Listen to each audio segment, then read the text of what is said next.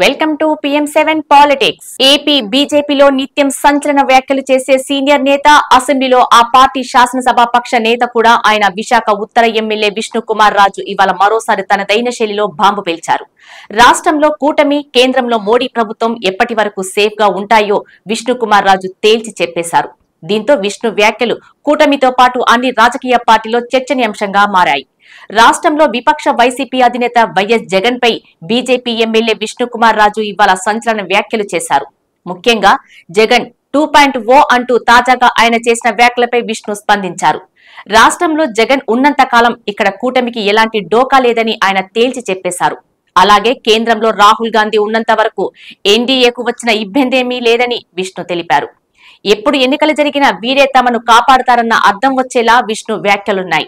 తాజాగా జగన్ చేసిన వ్యాఖ్యలపై స్పందిస్తూ ఆయన మాటలు సినిమాల్లో సరిపోతాయని, నిజ జీవితంలో ఇలాంటి మాటలు సూట్ కావని విష్ణు కుమార్ రాజు వ్యాఖ్యానించారు.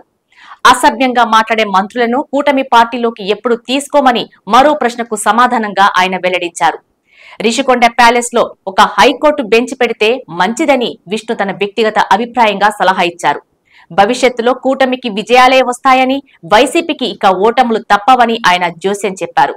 వైఎస్ జగన్మోహన్ రెడ్డి 2.0 ఊహల్లో విహరిస్తున్నారన్నారు. జగన్ మానసిక సమస్యతో బాధపడుతున్నారంటూ విష్ణు కుమార్ రాజు వ్యాఖ్యానించారు.